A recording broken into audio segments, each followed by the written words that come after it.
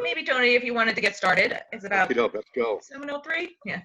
It's June 12th, 2020. The annual meeting of Sheffield Historical Society is now started. I'm President Tony Camato, and I will now give the president's report. I'm shooting from the hip. 2 hands. The other one I can get out. State of affairs here, I think, is pretty good. I want to thank Lois for keeping money coming in and capture of how much money did we get recently, Lois? Well, you're talking about annual appeal? No, the bonus money from the government. We got the PPP program. We got $5,000 from them. That was a nice hit for us now. You know, we're always looking for money. Go ahead, Lois. Now we just have to fill out the right applications after we've used the money. And then it should be a grant. Beautiful. Very nice. Most of the organizations have no shutdown completely, have no downsides and everything. I think our society is still going pretty good. Jen's keeping things going. We're keeping her going. Mm-hmm. I want to thank everybody who's helped out with the society, each and every one of you. I've been a lame duck so much last year, and so many people helped out here. I just want to say I think things are good. We had a great property here, something better than ever. Catherine spearheading the floor finishing at the stone store. Our grounds are looking beautiful. The barn's going good, and our world-class genealogical center is unrivaled anywhere. So I can't say much more than I think things are pretty good. Anybody want to argue with that? That we're a good organization? Who you're banned forever, no presents. Here comes somebody. Dear Millers, where are you? Where are you?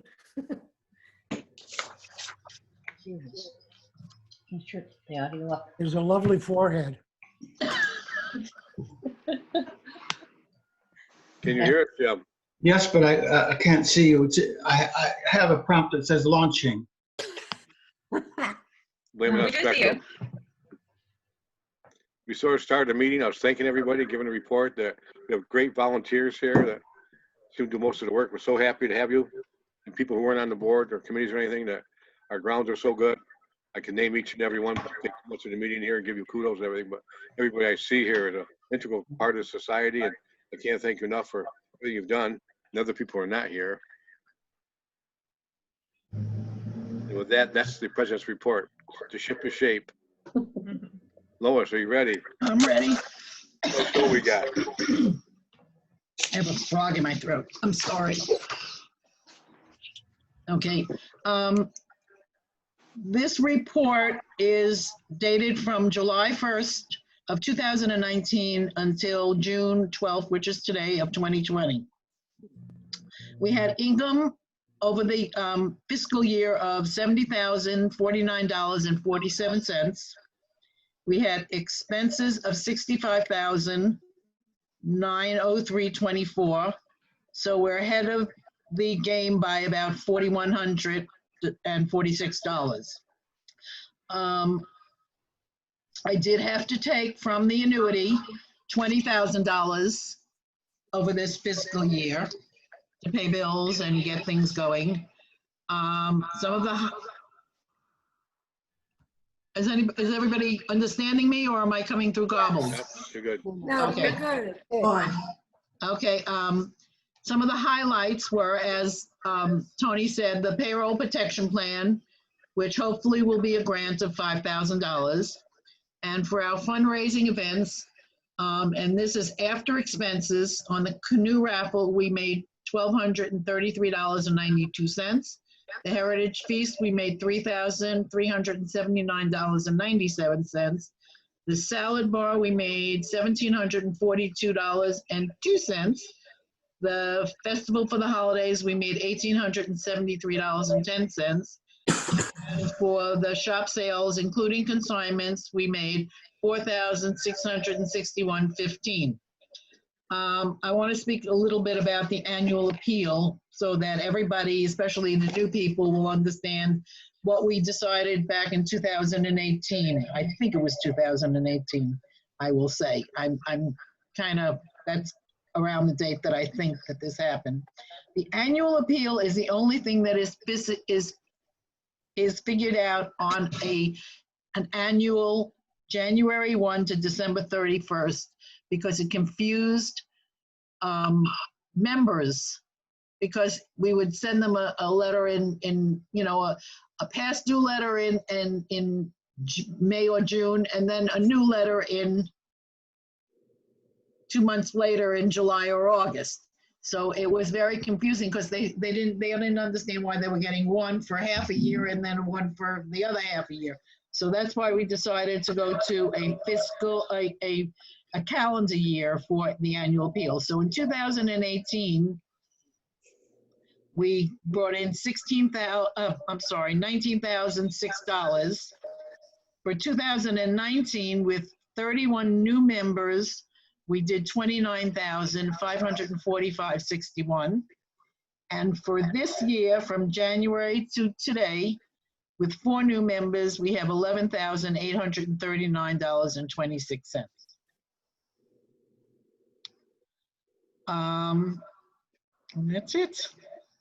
Oh no, capital expenses. We took out $34,100 for capital expenses, capital improvements for the Old Stone Store roof and refinishing the flooring. The scholarship fund has in it $3,437.04. We did get some money. I would have to say, like, probably, I'm trying to think how much, probably about $750 in additional money that people sent in to help out the scholarship fund since there was no golf tournament this year. So this $3,437.04 has $500 more in the account, which has already been committed to the next scholarship for January.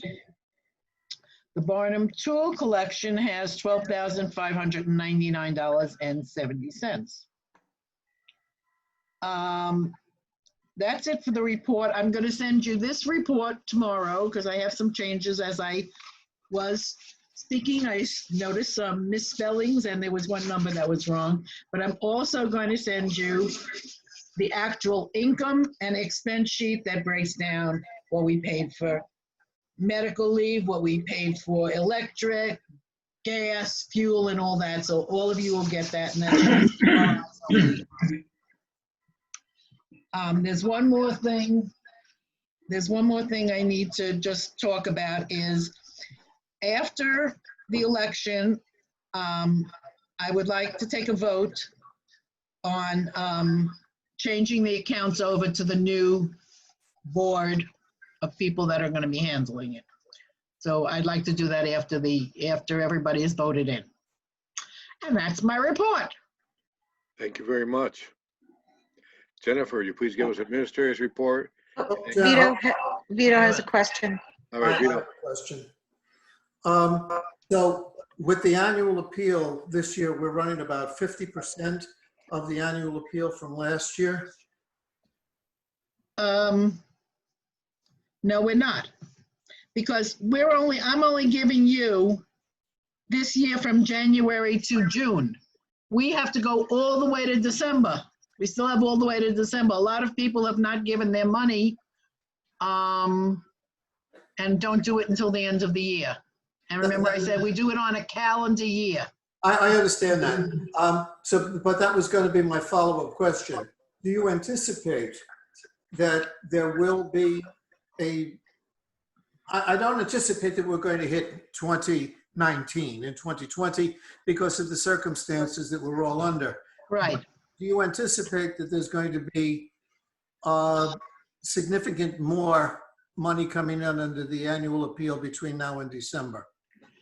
There are certain people that wait until the end of the year to see how much money they can afford to give to us.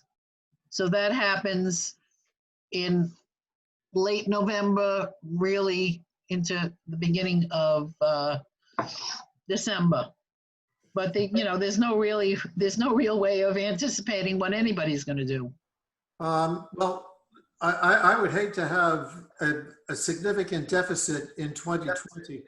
And I think I discussed this at the last meeting we had. At some point, we should remind people that even though we haven't got the doors open, that we still need to have their help.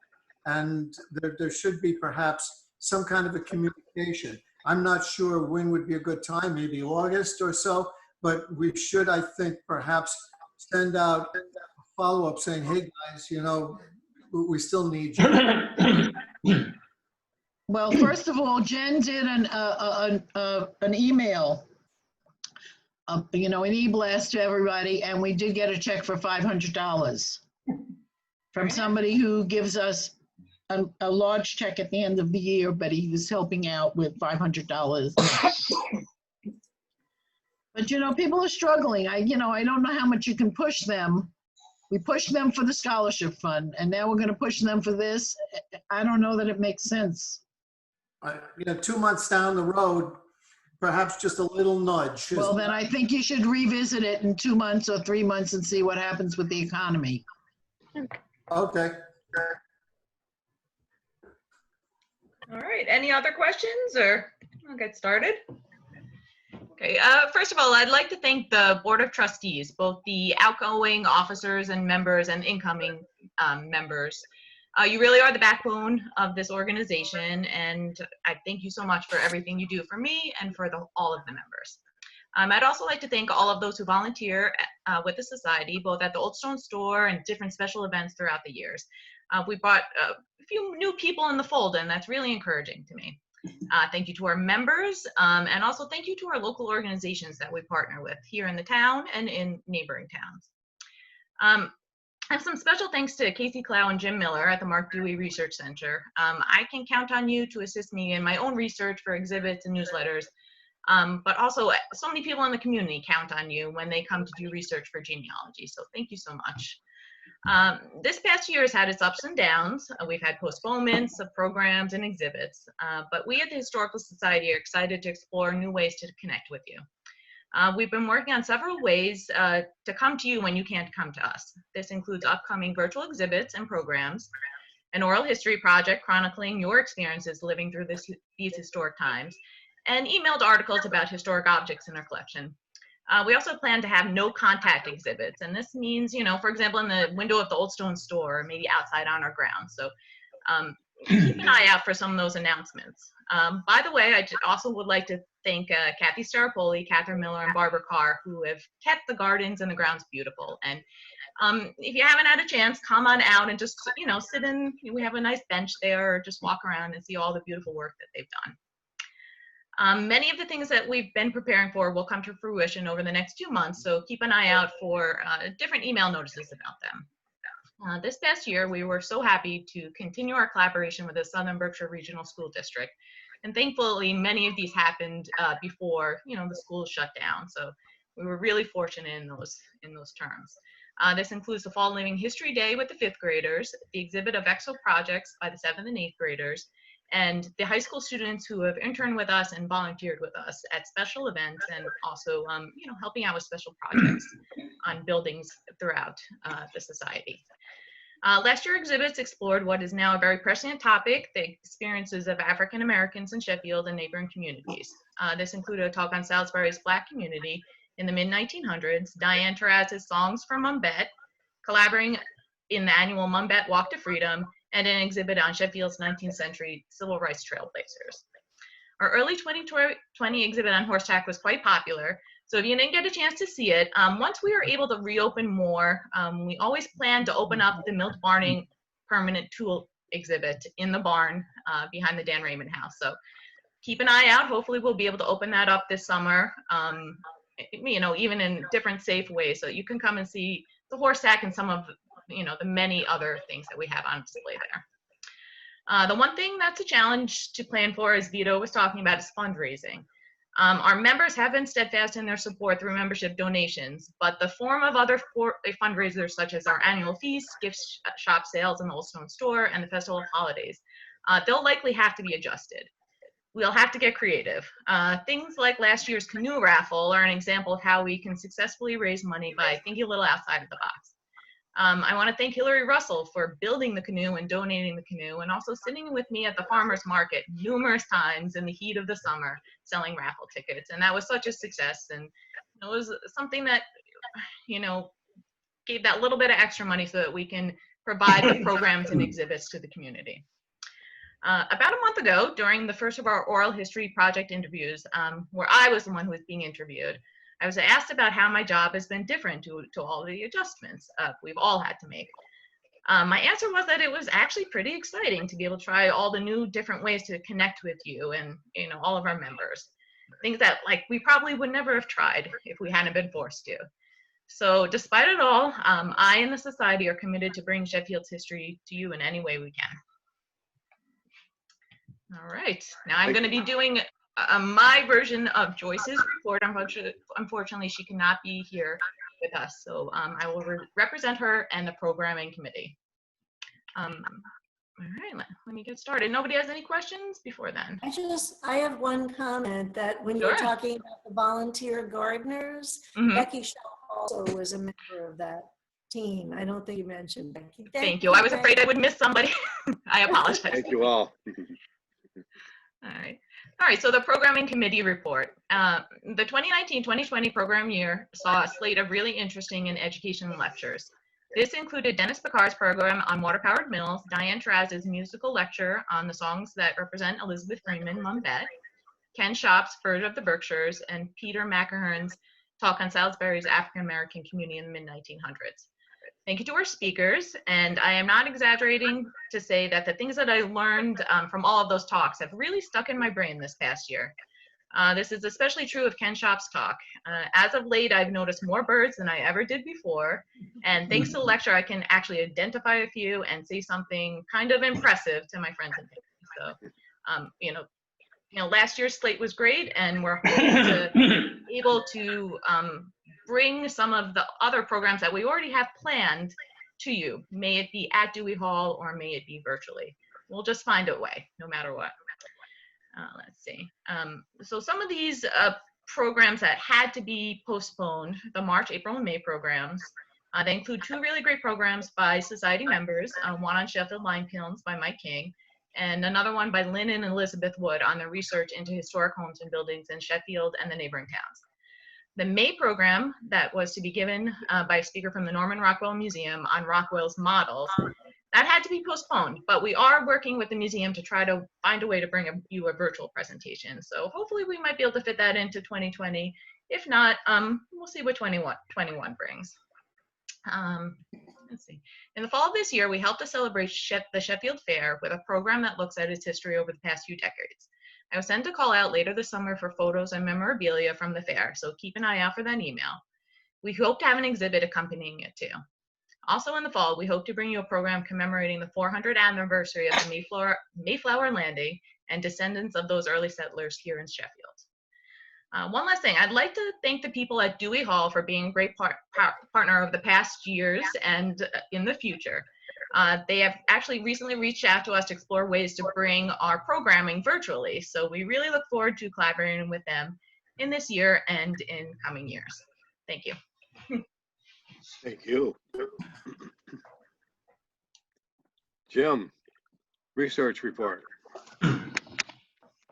Well, the highlight of this past year, I think, was getting the 18th and early 19th century tax records on the internet. And we're using those, hoping to lure further inquiries. And it came about through the good offices of bright, talented, dedicated student from Mount Everett, and Paul supervised him because the technology involved was beyond my ability. I usually use a dial telephone, so you understand why I had to have help on that one. Another thing that we did, I did this not when we were open on Mondays and Fridays, but when I would go in during the week, was to reorder the materials within the building. We were running out of space, so we added shelves. Paul helped with that. Moved a lot of the things downstairs onto new shelving, and converted some of the horizontal boxes that would take up 6, 8, 12, 18 inches into more vertical storage units. But I think in the long run, you people should think of what we're going to do if we, if we gotta, well, as we grow, we're going to need more space, and we're spaced out, as they say here now, pretty much. We do have a little extra shelving on the second floor. Let's see. Casey and I are working on 2 projects when we're not helping people with their research. Casey is consolidating all of the burial records in Sheffield that came from numerous sources into one. He says he thinks he's bitten off more than he can chew, and I agree, because it's an incredibly difficult, time-consuming job, but he's plunging forward with it. And what I do when I'm waiting on Mondays and Fridays when we're open, if nobody's in, I'm working on a database for Black families in Sheffield. There was no comprehensive source of information on the Black families, and the database right now contains just over 15,000 names that are connected to the Black families. And we've had some significant interest from Black families, both in Sheffield and beyond, into Connecticut. One man from the state of Washington happened to come here just as we had taken down the exhibit on Black people, and he saw a life-size portrait from the waist up of his great-great-grandfather. And I can't tell you how excited he was. It was just serendipitous, totally. He was really moved by that. Let's see.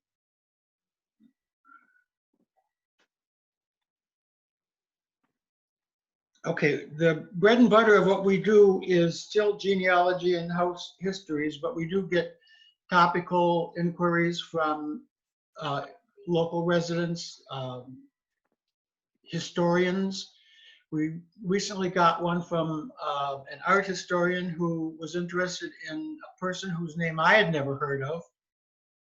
I worked on it and found out that this lady from Sheffield actually has statuary in the United States Congress. So this was exciting for me to learn this. I had never known that before. As far as the future goes, we are thinking of workshops online, but there are so much still in the planning stage that I can't say a single thing about them yet. That's it.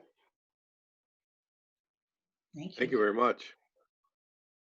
Paul, buildings and grounds. I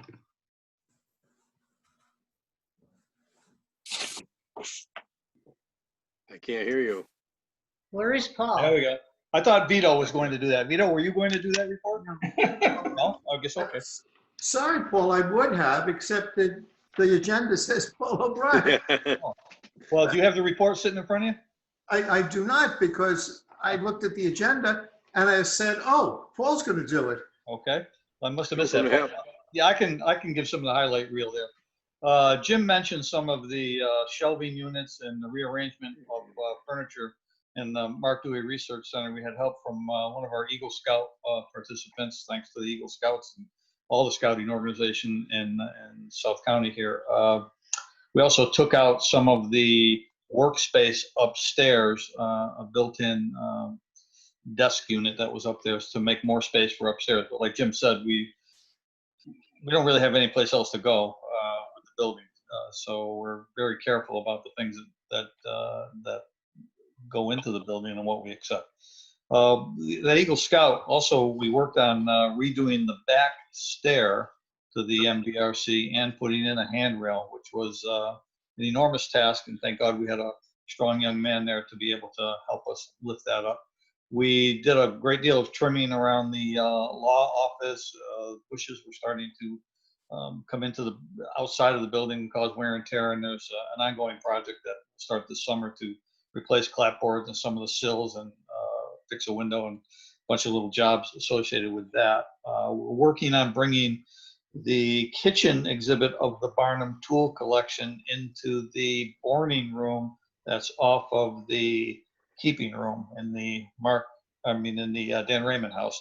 And we were in the middle of all that and moving stuff, and then COVID hit and we're sort of on pause, hit the pause button on that, but we'll get back to that. So, and that will allow us to open up space in the barn to further expand some of the exhibits that are getting kind of bunched in there. Talked about, I believe we did the painting of the Dan Raymond house this past year. Catherine, you could correct me on that, but I think that's one of the things that we did. And you heard the new roof at the old stone store, significant project, very visible and very much needed. And then of course the sanding of the floor over there. We seem to have been able to mitigate the infiltration of water on the north side of the building by adding sand and caulking in along the walkway there to keep water from getting down into the basement. Getting a little better at replacing filters in the 2 air handling units, and just did that at the Mark Dewey. Thank you to Casey Cloud to remind me of that. Yeah, and we were doing them like once a year, which is not good enough. So getting better at that. We added track lighting into the new exhibit space that was created by Kathy Tetro and Catherine Miller in the Dan Raymond house. A significant visual opportunity to show off and highlight the good work that those folks did. We'll be adding track lighting also into the space I mentioned before in the boarding room to help with the kitchen utensil exhibit from the barn collection. Did I miss anything? Yeah, I think we had a conversation with the potential of maybe going forward with a scaled down storage space in the behind the education building. It was just in the talking stage, but perhaps we should mention it. Yeah, that's great. Vito and I, when I get back on the board here and we do this officially, we're talking about making a place to put tables and chairs outside of the barn that will be much smaller than what we had proposed before. Talking about a bigger building here, try to narrow down our focus there. And at the end of the day, you've all heard about the financial situation. We have so many buildings that need to be painted, that need to have roofs, that need to have windows caulked. I mean, not all at the same time, of course, and we've been doing a pretty good job at that, but that can catch up with you and you end up spending a great deal of money, effort, and resources to maintain those things. So fewer buildings for us is a better thing, even though it would be nice to have another sort of larger structure out back. I don't think it's prudent, but we can talk about that when we get back together as a board. Yes. Thank you.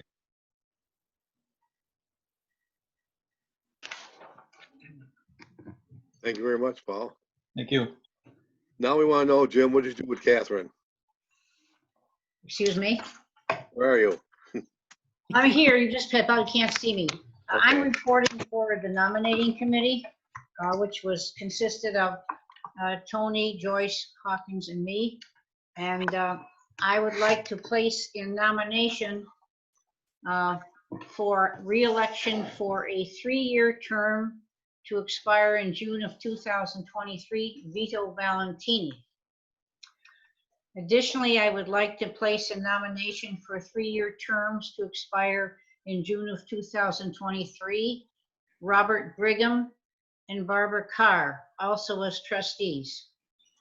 And finally, I would like to place, and this is one motion, place nomination for president for 3 years to expire in June 2023, Paul O'Brien. For vice president to expire in June of 2023, Kathleen Starapoli. And for treasurer to expire in June of 2023, Charlotte Owens. Could we get a second? Second. All in favor? But wait a minute, I think there's a question. Casey? No, Casey seconded it. I was seconding. Oh, Yeah. okay. Mr. Chairman, we can vote, I guess. All in favor? Aye. Aye. So be it. You're Thank all you. in. Thank you. Thank you all very much. Thank Well, you. we come to the time when we have to say goodbye to some folks who have served us well for, and as I figured out today when I was thinking about this, collectively about 20 years, which is amazing. Tammy Blackwell has served as our vice president, and in the midst of 1,000 other things she has on her plate, she has stepped in many ways to help out and done the best she possibly could with what is probably a fairly limited time. And Lois Levinson has served honorably and nobly as our treasurer. And of course, Mr. Carlotto, our president, has served for a wonderful period of time. And I'd like to share a couple things. I hope you can see this. I'm looking at Paul O'Brien. I hope you all can you all see me? Yes. Yes. Make the screen bigger for me, Jennifer? You hung up on the cord. Can you make me full screen, Jennifer? I see you full screen. You can? Yes. I want you all to look at this.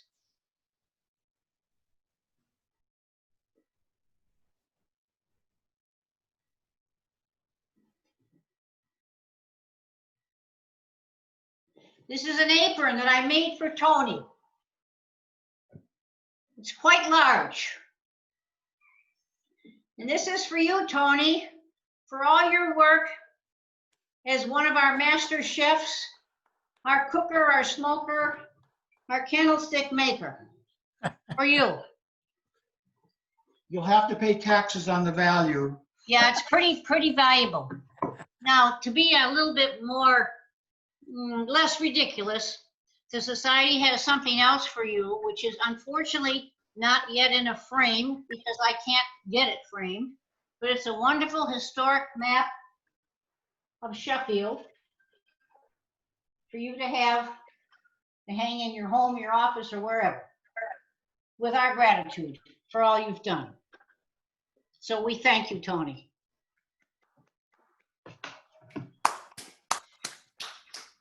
Now, since I've got the floor at the end of the line here, I'd like very much to offer a few words. This is a story that began about, I don't know, could be 12 or 13 years ago. And it started with a giant tag sale up at the American Legion. And there was a huge silent auction in the Legion building. And out on the lawns of the Legion building was a tag sale, the size of which I don't think Sheffield had ever seen. And there was this lady running around running it.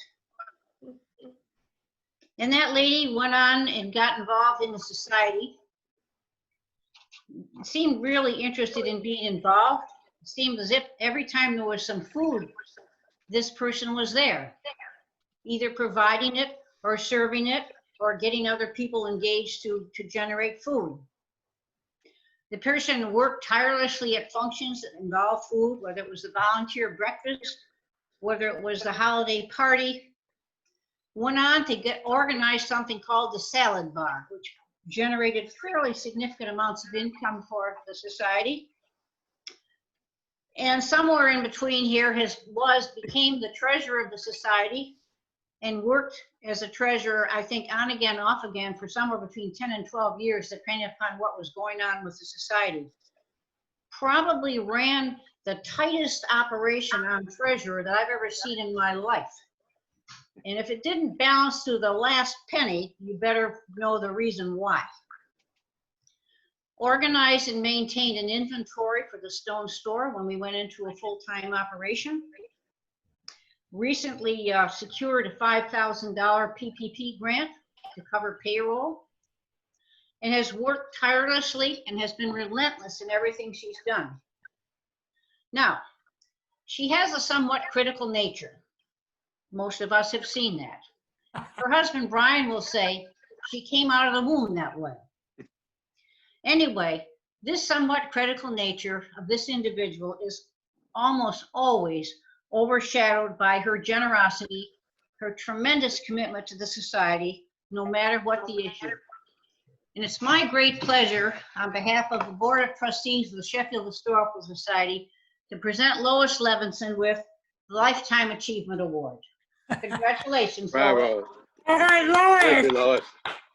Where is she? Are you there, Lois? Yep. Oh, can't see you. Unmute yourself, Lois. Where are you? Alternate A. No picture of her. Yeah, there's a picture, but she's muted. Well, I don't see anybody, for one thing. He's there. I see what I gotta do. Okay, got it. There you go. Go slow on the computer. Speak to us, Lois. Speak to us. Speak to you. Well, I've had many jobs at the society. I was first a board member for 3 years. Did you hear what I just said? Yes. But then I was the vice president. And then I panicked and I said, I can't do this. And Paul decided he would be vice president and I would become treasurer. And that led to my career as being treasurer for like 11 years. But it's been a great ride. I know, and I'm going to start to cry. I know I'm going to miss it, but I think it's time to not, to give somebody else a chance to do it. There were days that I resented going up there by myself. There were days that I loved it. And I promised to help Charlotte in whatever I can do, no matter where I'm living or what I'm doing. So I want to thank everybody because it's been a wonderful ride. Thank you, Lois. Thank you very much. Lois. Thank Very you, good Lois. job. Lois. Now, the one thing you have to say is just because you guys are off the hook, Tony, Tammy, and Lois, that doesn't mean you're off the hook. It Right. just means you don't get a paycheck anymore. Oh. We still call upon you to help us out. So I would like to continue as Director of Culinary Absolutely. Affairs. And I would like to propose a motion to adjourn unless somebody else has other business. We got one more thing to do. I Right? have one more thing that I want to do also. Oh, that's right. We have to get signatures. Right. I would like to can I just give this proposal? It's a quick proposal. I would like to do what we've been doing for the last, I don't know how many, 11 years that I remember. We always had 3 signatures. It was always the president, the treasurer, and the clerk, or the secretary, whatever you want to call that. Catherine likes clerk, so. So I propose that we go into the bank. Well, I will go into the bank now and start setting up, because it takes 2 to 3 weeks to get this done. So I would like to put that in motion, but I'd like everybody's approval before I do it. Well, Second. I will move that Paul O'Brien as president, Charlotte Owens as treasurer, and Catherine Miller as clerk or secretary be approved as signatories on the bank accounts at Berkshire Bank. That's the motion. Give me a second. Who seconded it? Casey? Me, second. Oh, Tony. I concede to Tony. Okay. That's what told me to do it. Any discussion? Yeah. Second, anybody? Yeah. Yes, yes. All in favor? Aye. Aye. Aye. So be it. Okay. Thanks a lot, guys. Any more business? I think Well, we're good. Jennifer, thank you for setting it up. It worked okay. Yes. Very nice. Went smoothly. And I'd like to thank Tony for all his help. Yeah. Yeah, we're gonna miss you, Tony. And we Oh, get you to want, I'll still develop be around. Looks like a bad penny. any Lots smoke. of eating to be done. Yeah, we keep Vito. involved. Vito has something to say. You're muted, Unmute. Vito. Unmute yourself, Vito. Alternate A. Oh, alternate A, sure. You're in. You're going. Yeah. Again. No, You're still muted. God, I wish we could do this at the meetings. You have control over him, Jennifer? I can unmute you from my end. Alternate A again, Vito. You're bad, Casey. Did you hear what he said? It's so easy. You're in. okay. Vito, you're in. Yeah, I would like to thank the nominating committee for renominating me, and I very much enjoy being on the trustees. Thank you very much. Thank You're you. welcome. Been a Thank great you for paying me to do it.